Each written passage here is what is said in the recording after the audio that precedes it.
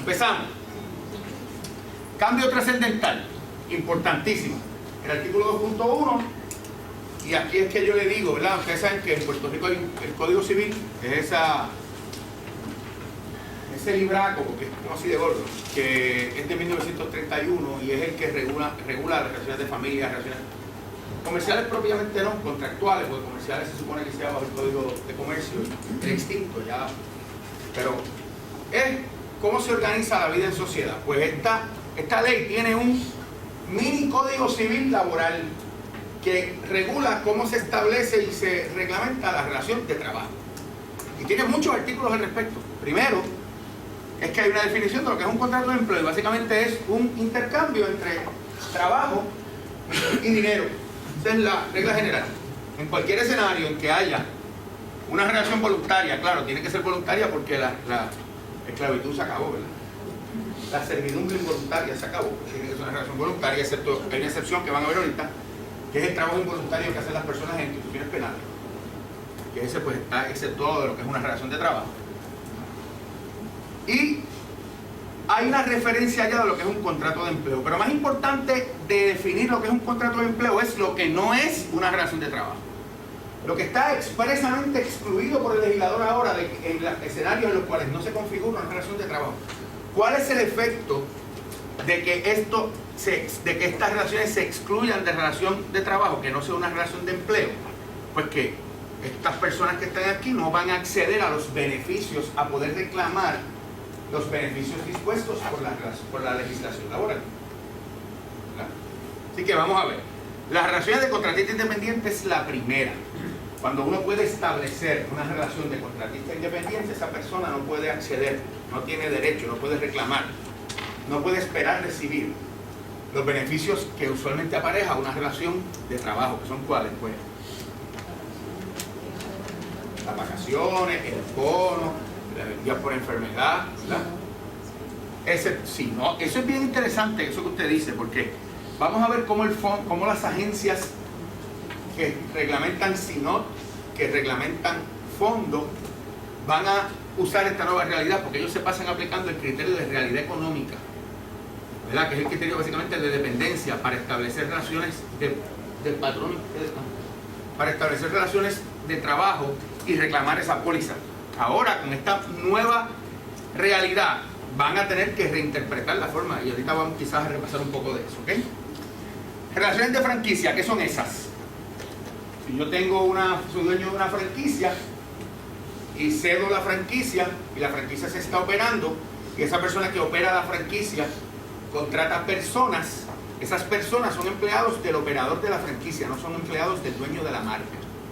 Y eso es bien importante porque en Estados Unidos se está desarrollando toda una moda de que se permite a los empleados ir al dueño de la marca a reclamarle si es dueño de la marca, tiene tanto control sobre el proceso que se puede entender que también reglamenta las condiciones económicas para las cuales ese empleado trabaja.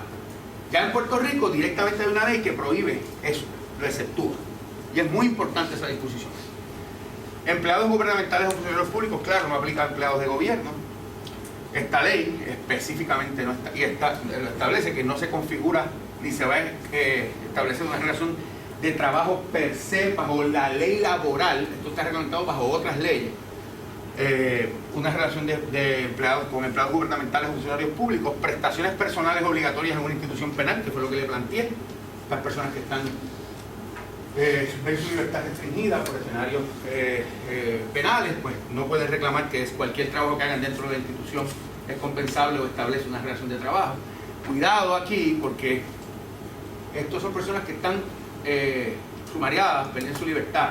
Y en Puerto Rico hay muchas instituciones, que no voy a mencionar su nombre, caritativas o de rehabilitación, que están exponiendo a muchas de las personas que reciben tratamiento a trabajo.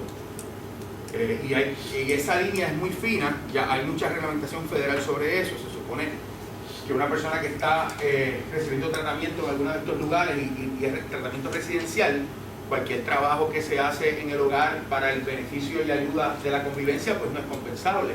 Pero cuando yo lo envío a la luz a vender cosas o lo envío a repartir flyers a nombre de X institución, eso es trabajo como cualquier otro. Y aquí hay que tener mucho cuidado con eso, es un campo que no se ha explotado Es un campo que no ha todavía generado problemas, pero algún día los podría generar. Igualmente, trabajo realizado por benevolencia, trabajo realizado de manera voluntaria y gratuitamente por mera amistad. O sea que si usted ve a su vecino lavando el carro y le acerca un poquito el suyo y él se emociona y se lo lava, ¿verdad? Pues cuando salga, extiende la mano, usted le puede decir, esto fue por amistad, ¿verdad? Y en teoría pues no tiene que compensarlo. Trabajo realizado por benevolencia para instituciones de servicios públicos, religiosos o humanitarios. Estamos hablando aquí del clásico voluntariado, ¿verdad? Escenarios de voluntariado que a veces generan controversias y ya claramente están excluidos de la aplicación de la ley laboral. Y trabajo realizado intrafamiliarmente, es decir, personas que conviven conmigo, yo le asigno labores en mi negocio, familiares inmediatos. El hecho de que sean familiares lo excluye de una posibilidad de un reclamo laboral, a no ser que las partes se comporten por la formalidad de una relación de trabajo, y de esa formalidad se puede deducir que su intención fue establecer una relación de trabajo formal. Típico caso problemático y que genera mucho issue: parejas que trabajan en la organización, o que son dueños de un negocio, el negocio estaba antes de que se conocieran, es de uno de ellos, no están casados, porque si están casados los cónyuges no se pueden demandar, pero no están casados y hay un pleito sobre el hecho de que se están separando y viene un pleito laboral. Y eso pues genera muchos issues. Aquí estas dinámicas, ¿verdad? Pues en estos casos dan muchos problemas, y ya hay que ver si lo de cónyuge se va a limitar a una relación casado, que entiendo que sí, tiene que haber un vínculo matrimonial como tal y no meramente una convivencia. Y esta pues va a ser una defensa que se va a poder levantar en estos casos. Primero, el primer criterio, contratista independiente. La ley establece, y esta palabra es bien importante, por eso está subrayada, la ley establece una presunción incontrovertible. Incontrovertible significa que no admite prueba en contrario, que es tan cierta como que el sol sale por el este y se pone por el oeste. No se puede negar ese hecho. A los efectos de que existe una relación de contratista independiente, y la forma de lograrlo es que se cumplan estos 4 requisitos. Se tienen que cumplir estos 4 y que se cumplan 3 o más de estos que están acá abajo. Repitiendo, si yo establezco una relación de contratista independiente en la cual se cumplen estos 4 requisitos y se cumplen al menos 3 de estos, la persona contratada, es decir, la persona que presta el servicio, no va a poder alegar que es empleado. En una demanda, supongan que demanden a uno por esto, usted lo que tiene que establecer como patrono es que estas cosas se cumplieron. ¿Son fáciles estas primeras 4? Son bien fáciles de cumplir, bien fáciles. Primero, y es algo que yo estoy recomendando, ahora mismo acabo de colgar con un cliente: todo contrato de servicios tiene que ser basado en un número de seguro social patronal. Consígueme un ID patronal, número de identificación federal, no seguro social personal. Esto se hace para elementos claros de captación de seguro social, evasión, todo este tipo de cosas, ¿verdad? Eso es bien importante. Segundo, la persona radica sus planillas de contribuciones sobre ingresos reclamando tener negocio propio. Ustedes saben que los contratistas independientes hacen eso continuamente y después muy frescamente plantean que son empleados. Cuando usted busca la planilla, rindieron como negocio propio, dedujeron gastos y plantean en un conflicto insalvable en ocasiones. Eso, claro, hay unos elementos contributivos y unos elementos laborales. El elemento contributivo no es vinculante, no es obligatorio, no es el único criterio que hay que mirar. Pero ahora es un criterio importante para usted establecer esa relación de contratista. ¿Y cómo usted controla esto? Pues usted le pide que sea así, si no, no hay contratación, el número de seguro social patronal. Y acá, ¿cómo controla? Le entrega una 480, no le entrega una W2 y ya. Es imposible que con una W2, con una 480, rinda planilla de otra forma que no sea. En anejo M, creo que es, ¿verdad? Sí. Se pega sobre el desarrollo. Pero no hay que pedirle copia de las planillas. No, que pedir copia de planilla, no creo que sea. Pero sí se le puede poner en el contrato que la persona certifica de que ha rendido planilla. Se compromete a. O se compromete. Claro. Muy bien, esa es buena. Permite, ¿el seguro social tiene que ser patronal o puede ser personal? Yo preferiría que fuera patrona. Y sí, personal. pues cuando vaya a cambiar de contrato, a cambiar de modelo o a recontratar de nuevo, cambie el formato y pida que sea un EIDI patronal. Es que ese es el requisito. No dice número de identificación personal, número social personal. Patronal 2 veces lo dice. Para usted poder irse por aquí, ya si no tiene eso, no va a poder establecer esta presunción. Necesita esa. Pero si tiene número patronal, digamos, del Departamento de Trabajo, puede que sea el Seguro Social Personal y ya cualificaría. Usted me dice que esto sería un número, una cuenta de desempleo. Puede ser, pues dice identificación patronal. Está bien, se la compro. Pero en el libro mío, yo, para estar seguro, que es el libro de evitar problemas, yo le pediría a los dos. No tiene que tener una corporación para eso, con un mero DBA ya. ¿Okay? El que le hace las reparaciones en la facilidad, si trabaja para otras personas, pone su propio equipo. No, él es contratista independiente. Por ejemplo, si hay que arreglar una tubería, arreglar una pared, poner obra. No, porque yo para ese evento, si él genuinamente tiene digo, usted debería contratar a esa persona formalmente por proyecto, pedirle póliza del fondo cada vez que lo hace, asegurarse que no es una ganga 20 tú, que es una cosa organizada. Pero para hacerlo bien, sí. Claro que es un problema, cada vez que usted va a contratar algo, hacerlo. Lo que yo haría sería que haría un contrato general abierto, estableciendo que él me va a prestar estos servicios, según yo se los requiera, y asegurarme que se cumplan estos requisitos. No le pondría término. Y abierto a que yo lo termine sin notificación. Que lo termino cuando yo quiera, sin notificación. ¿Okay? Y que no es exclusivo, yo puedo buscar a quien me dé la gana, sin exclusividad. Un comentario, porque ahora estamos en la época, ¿verdad?, de hacer las 480 que ahora vencen en febrero. Y bueno, a veces se ven estas leyes que tienen estos trayectorias como otras cosas. Y esto es un ejemplo de eso, que no sé cómo se trabaja, porque es algo relativamente nuevo. Pero cuando se habla de las 480 cuando son individuos, no están incorporados, Hacienda lo que prefiere es que pongamos el seguro social personal de la persona, ¿verdad? Porque así que ellos amarran eso con su planilla y eso pueden identificar si no están haciendo. Si van a pedir un bono patronal, pues no sé cómo. Eso Hacienda dispondrá. Es un capítulo que está por ver. Porque una cosa es como yo contrate y una cosa es como yo llene a la W2. Yo puedo pedir los dos. La 480, yo pido los dos y cuando notifico, claro, en el contrato notifico por el personal. ¿Está bien? Yo le daría, con mi limitado conocimiento de contabilidad, limitadísimo, quiero corregir, pues yo creo que esa sería una forma de arreglar. El otro es que se establezca un contrato escrito, y esto va a lo suyo. Debería mediatizarse, y yo sé que es una pejiguera hacer un contrato con cada servidor que uno tiene, pero oiga, hasta los abogados se supone que hagamos un contrato o un engagement letter con cada persona con quien tenemos relación. Y se ha requerido contractualmente tener la licencia o permisos requeridos por el gobierno para operar su negocio. En caso de esto, pues puede ser, si es un CPA que estoy contratando, pues su licencia de Contador Público autorizado. Si es un abogado, su licencia o su número de registro en el Tribunal Supremo. Si es un conductor, su licencia de conducir. Si es un agente de seguros que estoy contratando, su número en el comisionado. O sea, que yo establezca esa contractualmente ese requerimiento de tener esa licencia. Y tendría entonces que cumplir 3 o más de estos. Estos dos son los más complicados, ¿verdad? Son los criterios típicos de control que conocemos siempre, que se utilizan para establecer esa relación de contratista principal, ¿verdad? Que es, mantiene control sobre el momento en que realizará el trabajo acordado, ¿verdad? Mantiene control y discreción sobre la manera en que se realizarán los trabajos acordados, la persona, o sea, el contratista.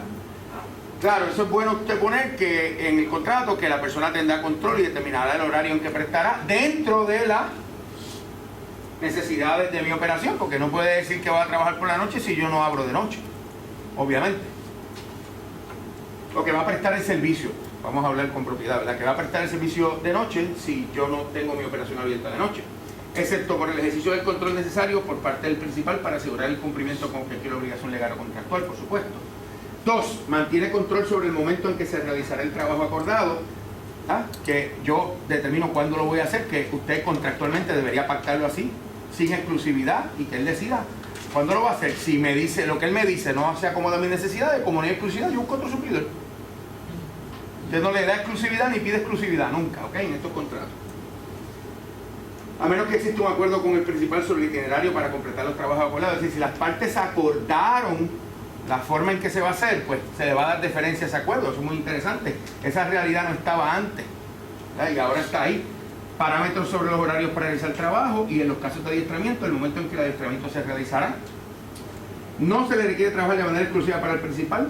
Es importante que usted no brinde, ni requiera, ni solicite, ni confiera exclusividad, porque, número uno, no le conviene desde el punto de vista de la ley y tampoco le conviene desde el punto de vista operacional. Tiene la libertad de contratar empleados para asistir a la prestación de los servicios acordados. Eso es algo que cotidianamente y usualmente usted debe pactar en esos contratos. Usted puede traer los ayudantes que usted quiera y usted los pagará. Claro, si hay un elemento de seguridad porque el servicio se está prestando en un área de acceso, pues me tiene que notificar quién es para ayudarle los permisos correspondientes o la entrada correspondiente, para ayudarle ese acceso. Y ha realizado una inversión en su negocio para prestar los servicios acordados, incluyendo, entre otros, la compra o alquiler de herramientas, equipos o materiales, la obtención de una licencia o permiso del principal para acceder al lugar de trabajo del principal para realizar el trabajo acordado y alquilar un espacio o equipo de trabajo del principal para poder realizar el trabajo acordado. Es decir, en estas relaciones que nosotros tenemos estas dinámicas, el consejo siempre es que si usted va a traer la persona aquí, usted le cobre por el espacio, le cobre por, ¿verdad? Y esas realidades, aunque sea una cantidad nominal, pero que haya ese tipo de dinámica, ¿ok? Interesante el artículo 2.3, porque el artículo 2.3 dice, cuando no aplique la presunción, y sabemos que la presunción se va a establecer cuando yo establezca estos 4 requisitos y 3 de estos, no pude establecer la presunción, el tribunal tiene una guía de cómo entonces va a determinar si eso es una relación patrono-empleado o es una relación contratista-principal. ¿Cuál es la guía? El artículo 2.3 obliga al tribunal a utilizar el criterio de common law. Y el criterio de common law básicamente es un criterio de control. Se parece mucho a estos dos. Es un criterio de control. Y está obligado a rechazar el criterio de dependencia o realidad económica, que es el criterio, como yo le llamo, del ay bendito. Ay bendito, si pierde ese contrato, pues ay bendito. Pues el criterio del ay bendito está llamado el tribunal a rechazarlo, no lo puede aceptar, ¿ok? Salvo en aquellas relaciones que una ley de Puerto Rico o legislación promulgada por el Congreso de Estados Unidos así lo requiera, ¿ok? Recuerden que esto atiende asuntos bajo la legislación de Puerto Rico. Usted se le puede presentar todavía una investigadora de Western Award Federal a cuestionar la relación de contratista principal y eso se vería bajo los criterios federales. E igualmente, esto no tiene nada que ver con las determinaciones de seguro social, que son aparte y bajo criterios aparte y bajo el todopoderoso IRS, ¿ok? Los contratos se pueden hacer en cualquier idioma siempre y cuando ambas partes lo entiendan, ¿verdad? Que esto era, yo he traducido varios contratos de idiomas extraños, ¿verdad? Ahora, si los dos se entienden, lo pueden hacer en el idioma que ellos quieran. Documentos y firmas electrónicas son tan buenas como las firmas originales. Y esto tiene unas disposiciones bien interesantes. Vamos a leerlo con detenimiento para que ustedes vean que lo mismo que le dije, los detalles de la ley son los cambios trascendentales. Antes del esquema legal de ahora, daba un trabajo enorme probar ciertas cosas en las reclamaciones laborales al patrono. Este artículo ayuda muchísimo. Miren lo que les quiero decir. En todo contrato o documento de empleo, los reconocimientos de recibos, aceptaciones o firmas generadas electrónicamente tendrán el mismo efecto de las realizadas por escrito. ¿Qué es un reconocimiento de recibo? Cuando usted le da al email para asegurarse que el sistema le genera a uno un qué, que lo aceptó, que lo vio, que se desplegó el documento en la pantalla del usuario, ¿verdad? Y eso es lo mismo que una firma, ¿ok? Igualmente, aceptaciones o firmas generadas electrónicamente. Claro, está desde la formalidad de que yo tengo una forma en que yo recibo con un pulgar, con un attachment o con un aditamento a la computadora, que eso sería lo más exótico, si quieren con la iris del ojo, todavía peor, ¿verdad? O tan sencillo como que, mira, lo recibió. Claro, eso tiene el inconveniente de que usted va a tener que ir a explicarle a un juez qué es un correo electrónico, cómo se despliega el correo electrónico, cómo llega al server, cómo el server lo lleva a la pantalla del usuario, cómo ese código establece que se... Y eso siempre son 2 horas de tiempo que usted tiene que judicialmente pasar esa prueba, ¿verdad? Por eso es que nada sustituye él, ya creído extinto y favorito mío, pero no meto aquí. Porque eso con 3 preguntas, ese documento, ¿usted lo reconoce? Sí, lo reconoce. ¿Por qué lo reconoce? ¿Le es familiar? Sí, no es familiar. Esa firma que está abajo, ¿es suya? Sí, es mía. Ya, 5 minutos, ya probó que el documento fue recibido. No tiene que estar con la pejiguera de que es un correo electrónico y cómo se llega el correo electrónico. Y eso es un problema. Asimismo, aparte de que a mí me gusta el eye contact, de que el empleado sienta la presencia del supervisor cerca, siempre es importante. Dígame. Si la persona te responde que lo recibió y lo pudo abrir, eso funciona también. ¿Que lo recibió y lo qué? Recibió el correo electrónico y el documento firmado. O sea, Sí. si te le envía, Si te lo contesta, pues claro. si te contesta, funciona Claro, igual, que no claro. tienen que dar la explicación completa. Bueno, hay que como quiera establece, porque él puede negar que eso fue él, ese es el problema. No, eso no fui yo, alguien se sentó en mi terminal y vinieron los aliens y me firmaron eso, ¿verdad? Que es un problema, porque acuérdense que cuando las cosas terminan mal, pues yo voy a intentar negarlo todo. Nos ayudaría si la persona tiene la honestidad intelectual de decir, sí es verdad, yo lo recibí, pero, y levanta los argumentos que tenga que levantar. Eso sucede también cuando usted hace memos escritos. Yo he tenido casos en los tribunales donde el empleado recibe 15, 20 y pico de amonestaciones, no firmó ninguna. Y en la deposición se siente y te dice, sí, yo recibí eso, me lo enviaron, me llegó, y lo discutieron conmigo, y pues, vino a decir la verdad. Pero también está el empleado que te dice, cuando usted ve la pila de documentos, viene preparado y dice, ninguno que tenga firma lo recibí o yo. Eso es complicado. Porque tú sabes que lo recibió, pero como no lo puedes evidenciar, pues eso crea un problema. Asimismo, miren qué interesante esto. Asimismo, cuando una ley requiera el uso de un documento de empleo o notificaciones escritas, el uso de una versión electrónica tendrá el mismo efecto legal. ¿Recuerdan la justa causa que sigue siendo la misma? Violación reiterada a las reglas y reglamentos razonablemente establecidas para la operación del negocio, siempre y cuando el empleado haya recibido oportunamente una copia de las mismas. Ese recibir oportunamente puede ser por correo electrónico, puede ser por un terminal que yo tenga desplegado en el launch de la operación y le doy un password al empleado para que acceda al manual o acceda a nuestras políticas cuando quiera. Todo eso es viable ahora, ¿verdad? En los casos de notificaciones o avisos requeridas por ley, la notificación o divulgación electrónica deberá realizarse de manera que se comunique efectivamente a los empleados. Ya puede ser por un email general, o puede ser por que se circula una política nueva y se reparten unos passwords, o los empleados ya tienen unos passwords y entran al sistema para accederlas en algún tipo de terminal. Todo eso es viable ahora y por lo menos hay un artículo que respalda nuestra acción. Ya no está en la discreción del tribunal decir, licenciado, yo no veo firmas por ningún lado y la ley habla de firmas. Bueno, la firma es electrónica, igualmente válida ahora, su señoría. Lo tienen que aceptar, ¿verdad?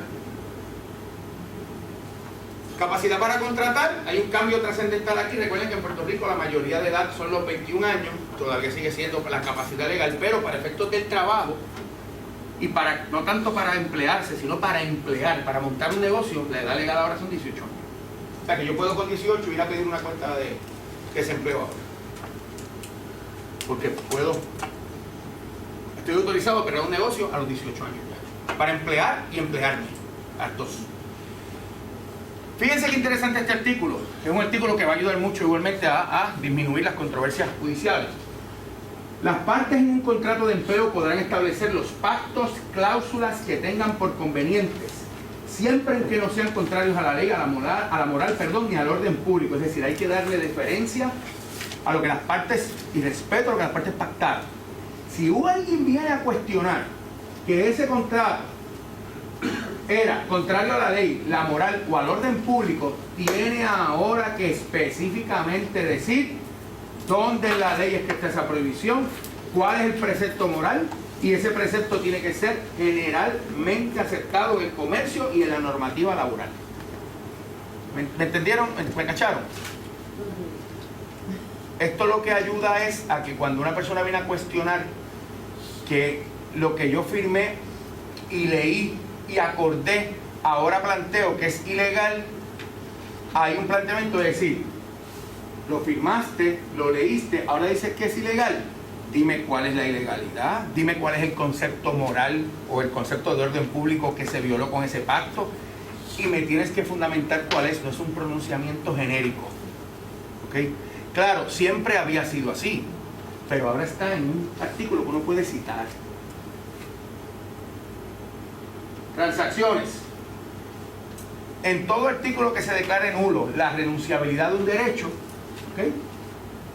Esa irrenunciabilidad no implica que con posterioridad no se pueda transigir el reclamo. Hay derechos que son irrenunciables en la contratación. Por ejemplo, yo no puedo requerir a un empleado que me renuncie a la reclamación o la indemnización por despido injustificado antes de la contratación. No puedo requerírselo antes, pero si después lo despido, lo puedo transigir. O sea, la irrenunciabilidad no implica que no es transigible. Esto está para solucionar una controversia que estaba dando vueltas por ahí por unos pronunciamientos que hizo el Tribunal Supremo en el caso de Orsini García, su secretario de Hacienda, a los efectos de si era transigible o era renunciable o no la indemnización por despido injustificado. Y hubo una manifestación que no tenía que ver con los méritos del caso, pero que a veces daba margen para que personas alegaran que la mesada no era transigible. No hay duda ahora que cualquier reclamación laboral se puede transigir. ¿Okay? Consentimiento. Consentimiento va a que una parte alegue que en la relación de trabajo eso no fue lo que yo pacté, o eso no fue lo que yo consentí, o estaba nublado mi entendimiento cuando lo leí o cuando lo pacté, o no tenía todos los conceptos claros. Ahora, el contrato de empleo se perfeccionará por el mero consentimiento y desde entonces obligará no solo al cumplimiento de lo expresamente pactado, sino también a todas las consecuencias que según su naturaleza sean conformes a la ley, la buena fe, los usos y las costumbres del comercio generalmente observadas, salvo que se disponga de otra manera en una ley especial. Esto es nuevamente herramientas para ir a los tribunales a defenderse de reclamaciones que traen las personas que pactan obligaciones con un negocio. Ley entre las partes. Las obligaciones que nacen de un contrato de empleo tendrán fuerza de ley entre las partes contratantes y deben cumplirse a tener con el mismo. Esto beneficia, claro, a ambas partes. Este artículo es muy interesante. Para mí uno de los más importantes de la ley. De existir ambigüedad, vamos a leerlo. Me gusta leer este artículo de arriba, de abajo hacia arriba, para entenderlo mejor. Fíjense lo que dice. Olvídense del no obstante. De este no obstante. Vamos a leer ya que en adelante. En los casos en que el patrón se reserve la discreción para la interpretación de las mismas, y estamos hablando de ¿qué? De las reglas, de los acuerdos de empleo, de los reglamentos, de las políticas, de todas las cosas que yo le entrego a un empleado en el curso ordinario de una relación. Debe reconocerse dicha reserva, a menos que la interpretación sea arbitraria o caprichosa o se disponga de otra manera en una ley especial. Regla general: patrono que se reserva el derecho, así escrito en un contrato, en un acuerdo, en una política, en un reglamento, en un manual del empleado, en un procedimiento, en un handbook, llámelo como usted quiera. El patrón pone esa frase que se reservó el derecho de interpretarlo. El tribunal tiene que darle deferencia a la forma en que el patrono interpreta ese reglamento, a menos que no sea una interpretación arbitraria y caprichosa. Y eso es un cambio trascendental de cómo se concebía la relación anterior, que era el clásico: el empleado es la parte débil de la relación y todo contrato, documento debe interpretarse favorablemente en su beneficio, porque la legislación laboral está diseñada para proteger al débil. ¿Recuerdan todos los casos que decían siempre esa muletilla? Pues con esto se está tratando de romper con eso. Y el lenguaje es buenísimo. La regla general: resérvese el derecho. Yo estoy poniendo en todos los manuales, en todos los contratos probatorios nuevos que estoy haciendo, en todos los acuerdos de itinerario de trabajo semanal alterno, en todos los contratos, todo lo que estamos haciendo, un lenguaje que dice: la empresa se reserva el derecho de interpretar este contrato, este documento, sus políticas, sus manuales, cualquier directriz, procedimiento, práctica, lo que fuera, de conformidad con su discreción, la que siempre estará predicada en elementos de productividad, eficiencia, para yo decir cuáles son mis criterios para interpretar todo: la productividad y la eficiencia. Si no hay esa reserva y hay ambigüedad en alguna disposición de un acuerdo de empleo, se deberá guiar la interpretación por lo que las partes acordaron, la ley, el propósito de la relación, la productividad. ¿Usted había visto esta palabra antes en alguna ley laboral? Productividad, ¿la había visto antes? Pues la va a ver muchas veces ahora en la ley, porque está muchas veces. La naturaleza de la relación de empleo, la buena fe, los usos y las costumbres del comercio generalmente observadas. O sea que esta es la guía para cuando hay una política, un contrato, una norma, un acuerdo, un manual, que no está clara la relación, que puede irse para cualquiera de los dos lados. El tribunal, si el patrono no se reservó el derecho de interpretarlo, tiene que guiarse por estos principios que están. Pero se pone más emocionante. Dice, lo anterior, es decir, la forma en que se interpretan, también será de aplicación al interpretarse las políticas o reglas establecidas por el patrono. Cuando un tribunal interpreta una regla establecida por el patrono, ya no puede pensar en el obrero es la parte débil en la ecuación, cualquier duda debe resolverse en su favor. No, tiene que mirar primero qué fue lo que se pactó, qué dispone la ley, para qué se dio la relación. ¿Se favorece la productividad con esta interpretación?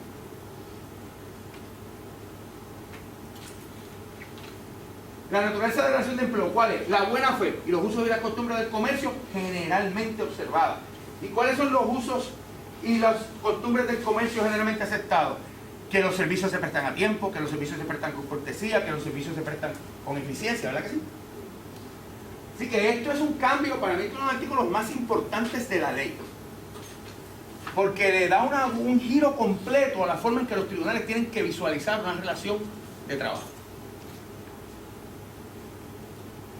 Igualmente, cuando hay una ley o un reglamento de Puerto Rico que dice la ley que regule las relaciones entre un patrón y un empleado, que se refiere a un asunto similar a lo regulado por una ley aprobada en el Congreso o un reglamento emitido al amparo de una ley federal, se interpretará de manera consistente con dichas normas federales, salvo que la ley en Puerto Rico expresamente requiera una interpretación distinta. Recuerdan que en Puerto Rico en el 1985 se aprobó ADITA. ADITA es la ley 44, que fue una copia del Rehabilitation Act. En el 1990 se aprueba ADA en Estados Unidos y nosotros aquí enmendamos ADITA para copiarnos a ADA, idéntico, palabra por palabra. En el 2002-2003 se aprobó una ley en Puerto Rico que dice que los precedentes federales en cuanto a ADA no se pueden seguir en la interpretación de ADITA, lo cual me parece un disparate, porque si me copié la ley me debo igualmente copiar el desarrollo jurisprudencial. En un país donde ¿cuántos casos de ADA ha visto nuestro Tribunal Supremo desde que la ley está vigente, que se aprobó en el 1985, nuestra ADITA? Uno. Alicia Valle versus Hamska. Y a nivel federal se han derrumbado bosques enteros para escribir lo que se ha escrito. Pues oye, deberíamos razonablemente, si nos copiamos la ley, mirar esas interpretaciones, a ver ese desarrollo jurisprudencial, cómo ha sido. Pues aquí decimos que no. Ahora, en cuanto a ADA, pues tenemos esa manifestación de esa ley hasta que no la dejen sin efecto, que si me preguntan a mí yo la dejaría sin efecto. Pero cualquier reglamento, cualquier ley en Puerto Rico que tenga una contraparte federal y un asunto que se ha atendido federalmente, tiene que interpretarse de forma consistente con las interpretaciones que se hacen allá. Y eso lo que hace es que cuando una persona viene a poner un negocio en Puerto Rico, quiere que la estructura del negocio se asemeje lo más a donde viene el dinero. Hace falta dinero para poner un negocio. Y cuando yo traigo un negocio montado de otro lugar y yo lo pongo aquí, yo quiero ver los numeritos si me cuadran con los de allá. Y entre esos cálculos que yo hago incluye la certidumbre de los procesos judiciales. Porque si yo no tengo certidumbre en procesos judiciales y tengo dinámicas donde por decisiones inconsistentes o disparatadas se me elevan los costos, eso es algo que yo entonces voy a tomar en consideración. Ahora, esto da un poco más de certidumbre porque hay un mandato específico que esto se debe resolver como se resolvía. Ese es el mandato de la ley. Derechos de los empleados. Esta ley brinda por escrito varios derechos a los empleados. Esos derechos básicamente están en otras leyes, lo que hacen es que se recogen aquí, están en otras leyes, eran derechos que ya existían, pero están codificados ahora en la ley de transformación y flexibilidad laboral. 1. No ser discriminado en los términos y condiciones de empleo sujetos a represalias por razón de criterios prohibidos por ley. Eso está protegido por la ley 100, por la ley 69, por la ley 3, por la ley 115, por la ley 160, por todas las leyes, por ley de hostigamiento sexual, la ley 22, todas las leyes que prohíben discriminación en Puerto Rico. Protección contra riesgos para su salud e integridad física, eso ya está cubierto por OSHA y PROSHO, ¿verdad? Protección a su privacidad sujeto a los legítimos intereses del patrono a proteger su negocio, su propiedad y el lugar de trabajo. Ya esto es toda esta dinámica de que sí, el empleado tiene un derecho a privacidad reconocido en el empleo. El Tribunal Supremo de Puerto Rico se ha manifestado en varios casos al respecto, desde Arroyo versus Ratan Specialties hasta el caso más reciente, ¿verdad?, que es el caso de las cámaras de seguridad, el caso de Vega versus Puerto Rico Telephone Company. Yo tengo derecho como empleado a un área a que se me proteja mi privacidad, pero el patrono también tiene un derecho a proteger su propiedad y a proteger y a supervisar la operación mediante cualquier mecanismo de surveillance, ¿verdad? Monitoreo electrónico, grabaciones, cámaras, es compatible con esta dinámica, y esto emana de las manifestaciones que ha hecho el Tribunal Supremo ya. La D, respeto a su dignidad, la cual comprende la protección contra ataques abusivos a su honra y reputación. El empleado tiene una protección, ya existía jurisprudencialmente, Porto versus Bentley, Acevedo versus Western Digital, ya se recogía ese principio de que el patrono que va a responder por aquellas manifestaciones falsas que haga de un empleado, y el Tribunal Supremo también había recogido ese principio, un caso que se llama Segarra Hernández versus Royal Bank, que estableció una serie de criterios para que se vindique en los tribunales una causa de acción por violación al derecho a la intimidad originada en el contexto de una relación laboral, que es el nombre de la causa de acción. Al pago puntual de la remuneración pactada o legalmente requerida, conforme a los periodos de tiempo establecidos. Este beneficio, pues claro, está en la ley, la frecuencia de pago y todo lo demás. Al ejercicio individual o colectivo de las acciones derivadas de su contrato de empleo, el empleado puede accionar, reclamar, requerir cualquier violación o derecho que entienda le ha sido transgredido en los tribunales o en cualquier foro. Igualmente, el ejercicio colectivo implica la posibilidad de que el empleado, utilizando los mecanismos que provee la ley federal, pues incurra o participe en actividades de ayuda mutua y protección mutua, o inclusive recurra a un sindicato, ¿verdad? Y todos aquellos derechos que se deriven del contrato de empleo. Esto es nuevo, hay una colección de aquellos derechos que los empleados tienen y están todos codificados en la ley ahora, en el artículo 2.14. El artículo 2.15 tiene una serie de deberes que los empleados tienen. Este artículo es bien interesante porque esto es un mini manualito del empleado en la ley, reclamable su cumplimiento, exigible el cumplimiento, autonotificado, porque lo que está en la ley usted sabe que no hay que decirlo para que se cumpla, porque la ignorancia de la ley no exime su cumplimiento, ¿verdad que no? Y son derechos, pero son deberes que tienen los empleados bien interesantes.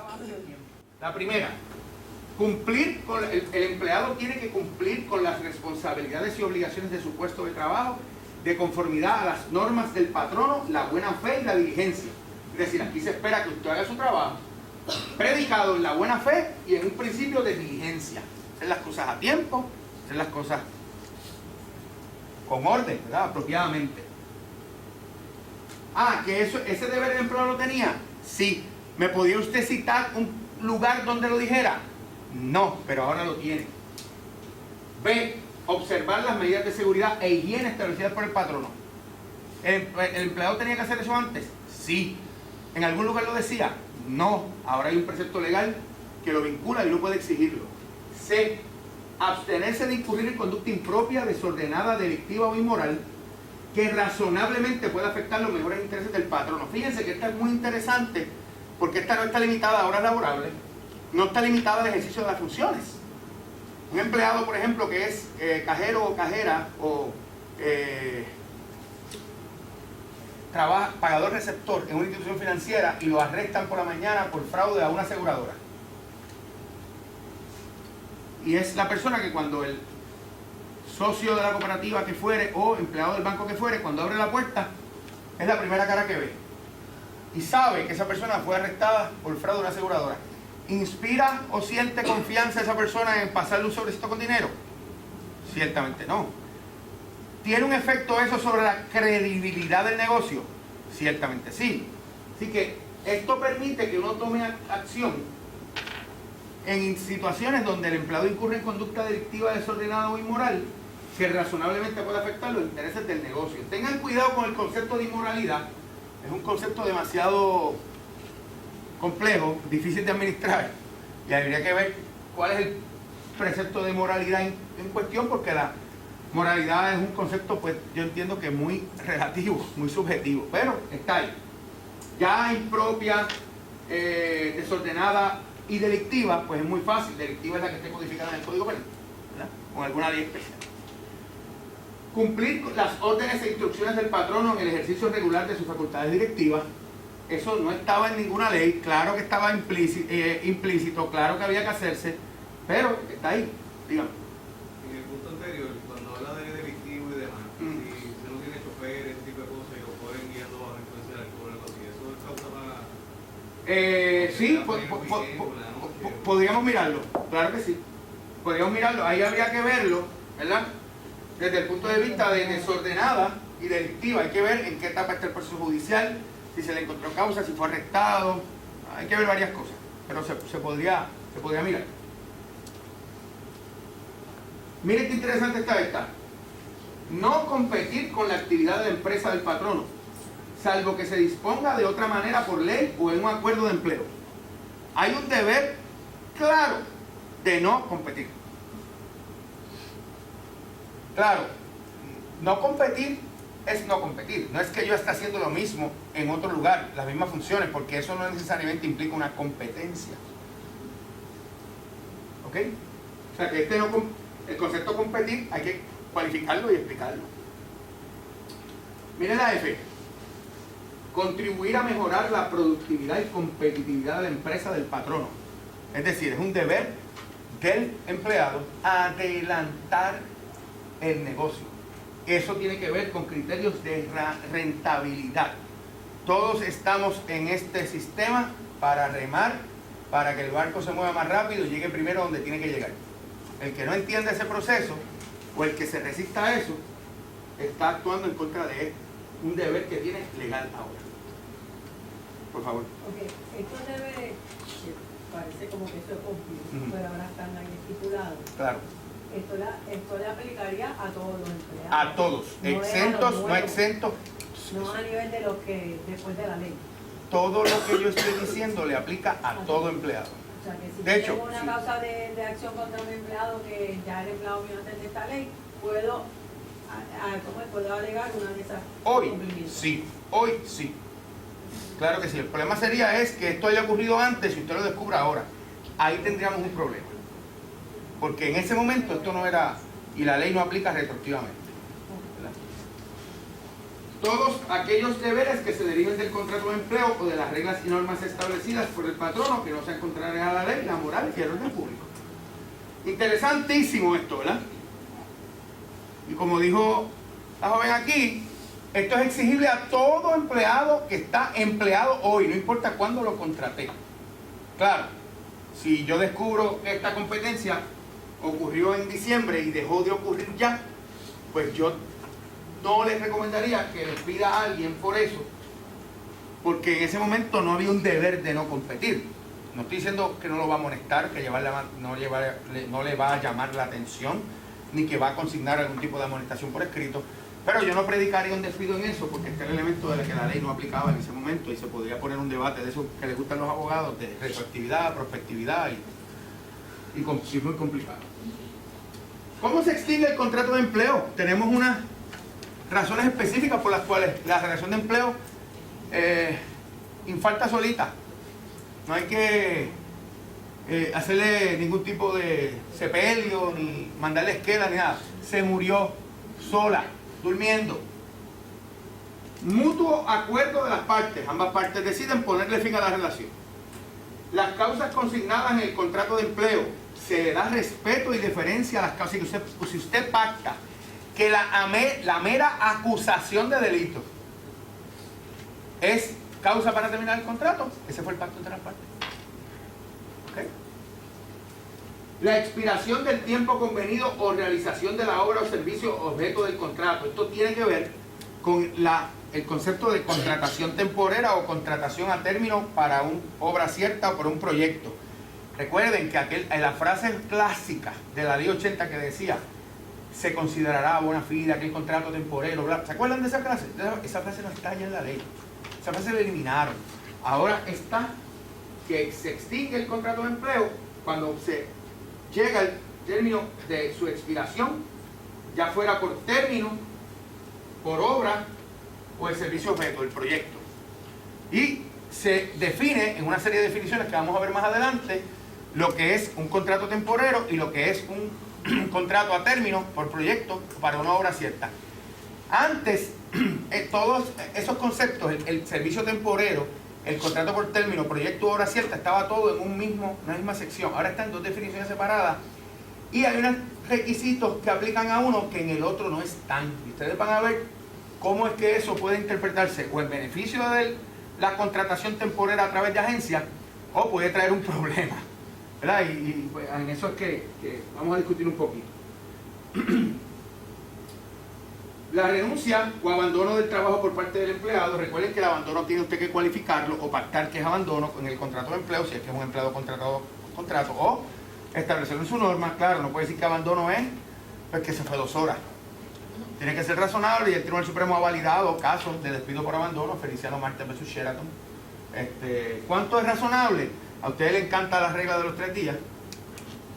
Pues podemos seguir usándola, ¿verdad? Pero tenemos que asegurarnos que se comunica, se divulga y que el empleado sabe que tiene que comunicarse en esos 3 días, si no se terminará la relación de empleo. Muerte, ¿ah?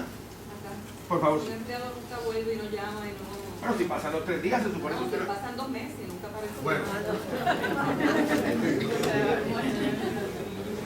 Lo doy de baja y se acabó. Antes, ese ejemplo es muy bueno. Ese ejemplo es muy bueno.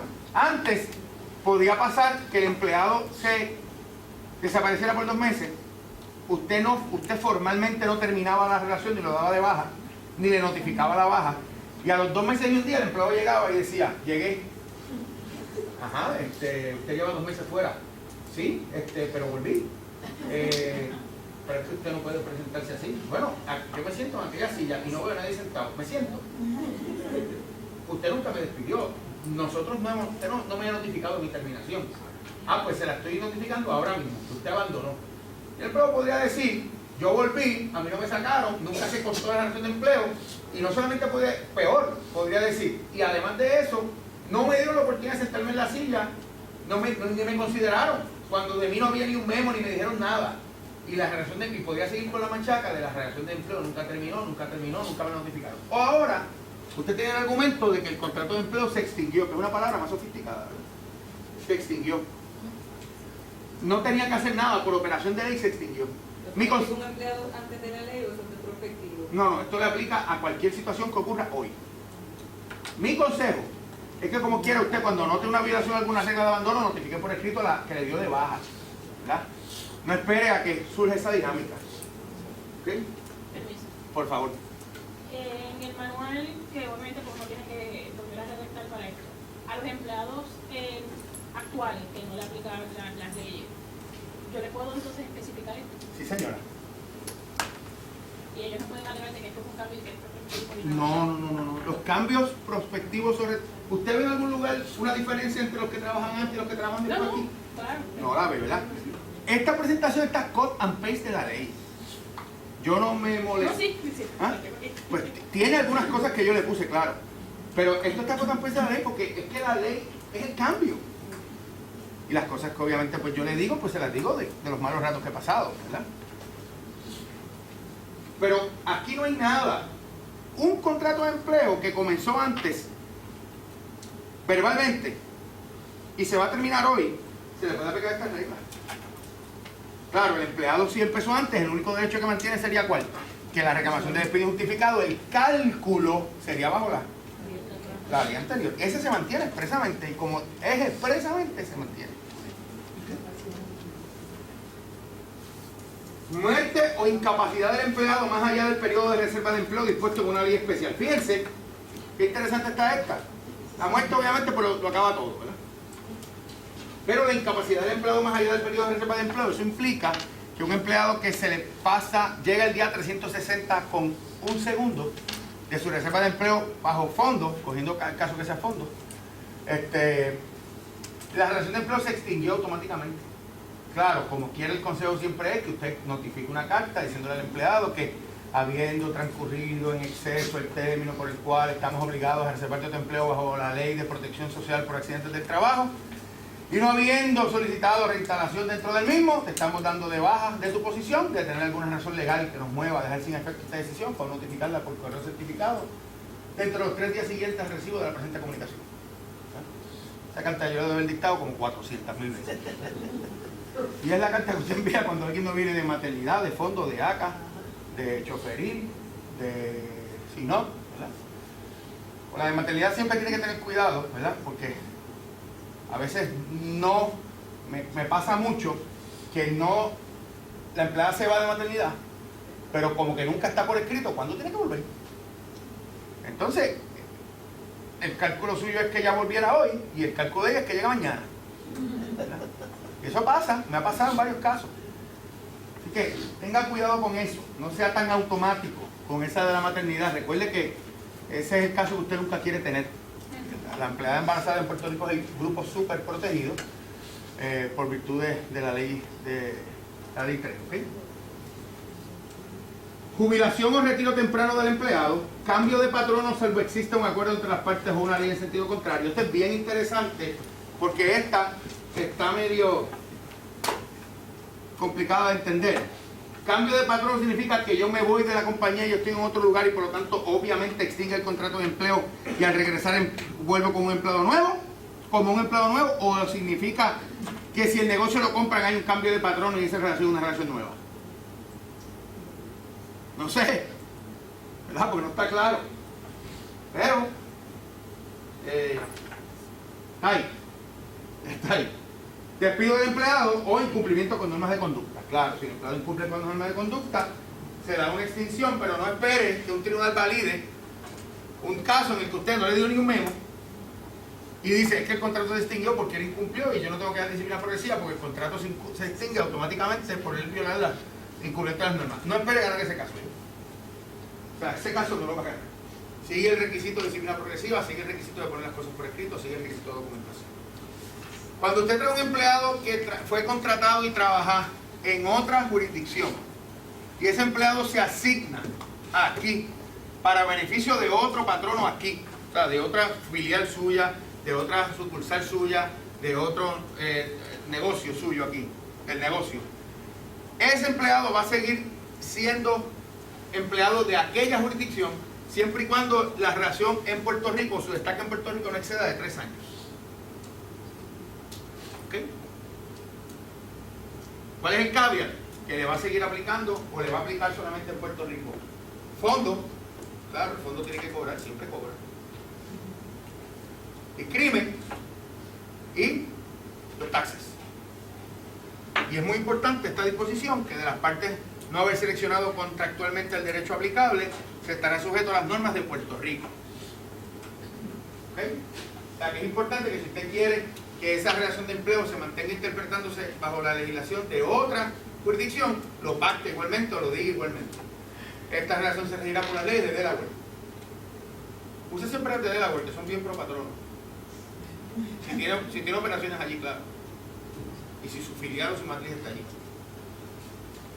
Toda acción que se derive de un contrato de empleo o los beneficios que surgen en virtud de un contrato de empleo, es decir, de cualquier empleado que usted contrate, prescriben por el transcurso de un año. Esta dinámica de que prescribían en 3 años se acabó. ¿Okay? A menos que se disponga expresamente de otra manera en una ley especial con el contrato de empleo. ¿Cuál podría ser un conflicto? Bueno, podría ser un conflicto que la ley, específicamente la 115, tiene un término distinto. ¿Verdad? Porque la 80 la enmendaron para que fuera un año la mesada, pero la 115 represalias. Y vamos a ver ahorita una disposición parecida de discrimen o represalia que prescribe 1 año, a menos que no disponga algo distinto con otra ley. Y la ley 115 dice que son 3 años. ¿Cuál es el término por el reglamento de 115? 3 años o 1 año. La ley especial dice que son 3. ¿Va a ser 3 o va a ser 1? Vamos a ese debate lo podemos tener, ¿verdad? Una de las disposiciones que más issues ha causado, que más candela ha dado, es esta. Y recuerden que este fue el esto por aquello, el tit for tat, ¿verdad? En el caso de la eliminación de la ley de cierre, que de un plumazo pues la eliminaron. Y con ello se fue pues, un montón de obligaciones que la ley de cierre tenía, que quizás los podemos repasar cuando hablemos del artículo 3.17, ¿verdad? Me parece que es el 3.17, mi mejor recuerdo es ese. Miren cómo quedó redactado esto. Esto sufrió muchos cambios, del proyecto original era distinto y obviamente lo tenían que haber cambiado, lo tenían que cambiar porque el proyecto original era claramente diseñado para favorecer una sola religión y iba a ser contrario a la cláusula anti-establishment de la Constitución de Puerto Rico y federal. Estaba diseñada para proteger a los cristianos. Y ustedes saben que hay muchas más religiones aparte de los cristianos, ¿verdad? Porque todos los días que mencionaba eran días cristianos. Eso ya no está como tal, ahora es distinto y dice, una redacción complicada, una redacción muy complicada. Después de un empleado o empleado potencial. ¿Qué es un empleado potencial? Una persona que está solicitando. ¿Qué es solicitar? ¿Entregar un resumen con una carta diciendo que necesita cómodo ya? No. ¿Probatorio, dice usted? No. Probatorio es un empleado. Probatorio. Un empleado potencial es alguien puede decir, es un candidato a empleo. Pero un candidato a empleo que yo entrevisté, que le hice una oferta condicionada, que le estoy pensando hacer oferta, que entró por la puerta corriendo y me dropeó un resumen con una carta del pastor desde el saque diciendo que me acomodo. Y ya soy un empleado potencial, me tienes que acomodar y si no me contratas te voy a demandar por discrimen. Puede pasar. Ese concepto de empleado, aquí debería decir candidato a empleo o una persona que formalizó el proceso de contrato, ¿verdad? Pero no, empleado potencial es cuál. Todos somos empleados potenciales de todo, en teoría, ¿verdad? Hay que ver qué adelantado tiene que estar el proceso para yo poder decir que soy un empleado potencial. Notifica al patrono, por escrito, por supuesto, su necesidad de acomodo religioso. El patrono tiene la obligación de acomodar razonablemente las prácticas religiosas del individuo. La pregunta, primera pregunta, la del saque, ¿qué les hice? ¿Qué es un empleado potencial? Segunda pregunta, por escrito. ¿Qué es lo que tiene que tener ese escrito? ¿Necesito el sábado de tal hora a tal hora o necesito el sábado de tal hora a tal hora porque el dogma religioso de la religión que yo practico es este y está fundamentado en este verso de la Biblia? ¿Puedo pedir más que el tiempo que necesita? ¿Puedo pedir razones dogmáticas? Si son prácticas basadas en dogmas, yo creo que sí que lo podía pedir, antes lo podía pedir y yo creo que lo puedo seguir pidiendo. Ahora, ¿cómo yo trabajo con una petición para ir los miércoles por la noche a los ensayos del coro de la iglesia? Que cantar en el coro es evangelizar. Es así, es así. El coro uno ministra, lo único que cantando, ¿verdad? Así que es una actividad religiosa. Y los miércoles es el día que yo tengo quizás más issue de producción. Entonces los miércoles es el ensayo, no puedes mover el ensayo. Y quiero quizás el viernes cultos de sociedades, el martes de oración, el sábado campaña evangelística, el domingo voy por la mañana a la iglesia. Y me acomodas todas, todos mis turnos tienen que girar alrededor de todas estas prácticas religiosas mías. Eso puede traer un problema, porque lo único que yo puedo demostrar en contra de eso es que eso planteaba una dificultad excesiva para mí. Y fíjense cómo dice el lenguaje. La negación de cualquier acomodo razonable solo se justificaría cuando un patrono pueda demostrar que de cada método alternativo de acomodo disponible, es decir, yo tengo que mirar un montón de posibilidades, el escogido por el empleado no es el que yo le sugerí, el que escogió el empleado o potencial empleado, resultaría en una dificultad excesiva. Antes que siga, licenciado, ¿cuál es el problema? Que es que si yo le doy eso a él, todo el mundo va a venir con... La ley dice la mera presunción de que muchas personas más con las mismas prácticas religiosas que la persona que está siendo acomodada razonablemente también podrían necesitar como razonable, no es evidencia de dificultades excesivas. Se lo dijeron ya. Diga, Elizabeth. Licenciado, esa parte que yo estaba viendo de verdad que me tengo una bien increíble. Porque habla del servicio religioso. Eso es una palabra que se extiende demasiado. ¿Estoy de acuerdo? Un empleado pudiera venir y requerirme a mí y decirme, mira, yo practico la yoga o alguna filosofía, yo necesito que tú me des los lunes de 10 de la mañana a 12 del mediodía. Mi pregunta sería, yo como patrono pudiera requerirle a ese empleado que me está solicitando ese acomodo, que prácticamente la ley me obliga a dárselo, una certificación bona fide de una organización que realmente, una entidad religiosa que me diga a mí, mira, en efecto, esta persona participa de estos servicios religiosos en ese horario? Sí. Sí. La contestación es sí. Yo puedo requerir información que vincule práctica con dogma. Lo podría hacer. Sí, lo podría hacer. Porque ahora mismo la cienciología es una práctica religiosa. Sí, yo estoy claro. Yo estoy claro. O sea, que en ese caso... Ser rasta es una práctica religiosa. Y usted tiene que acomodar, y yo he tenido casos de acomodo razonable a personas que practican esa religión.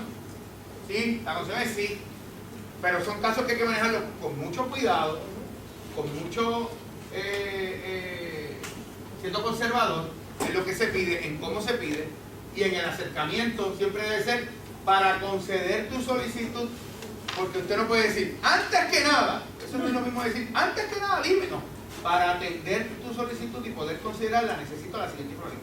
Y es muy importante que usted cree un protocolo para manejar esto desde ya. Usted me ve, hay un cliente que me han dicho, Reinaldo, yo no voy a poner ningún protocolo en ningún sitio porque estoy divulgando eso demasiado, yo mejor atiendo bien las solicitudes que vengan.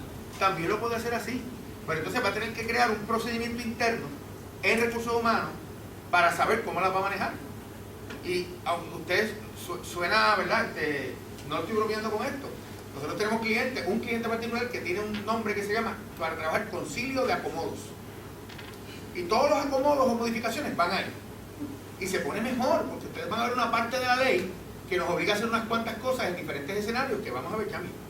Pero la condición de Elizabeth es que sí, que puedo pedir elementos dogmáticos y cómo se vincula una cosa con la otra. Porque mi duda era, licenciado, que la ley no establece, y usted me corrige si estoy incorrecta, el que establezca una particularidad de que se va a otorgar ese acomodo religioso, el patrón viene obligado a aquellas entidades que tengan algún tipo de estructura, porque la persona puede practicar la yoga solo en su casa, allá en el bosque, tranquilo, feliz.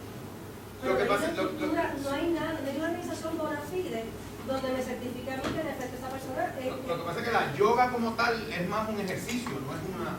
Claro, hay personas que pueden decir que la meditación es una manifestación de mi creencia religiosa, porque yo soy budista o... Es un filósofo. Hay que mirarlo. La clave está en que haya un dogma religioso y hay definiciones para todo eso. En Puerto Rico, no sé si el Departamento del Trabajo se aventura a crear un reglamento sobre esto, pero federalmente hay unos guías sobre el concepto que, como es del mismo tema, los podemos mirar e incorporar bajo la regla terminológica que vimos ya. ¿Okay? Hay una obligación que se insertó en el Senado de rendir informes periódicos sobre la operación de la ley. Esto es para efectos de si se crearon empleos o no y el debate que había sobre ese concepto. Eso no realmente está, no tiene nada sustantivo que nos importe mucho, pero están ahí. Preguntas hasta aquí. Todo lo que hemos hablado hasta ahora aplica a cualquier escenario de un empleado contratado anterior, contratado con posterioridad. Un empleado que usted quiera despedir hoy puede usar estas reglas también. ¿Ok? Seguimos.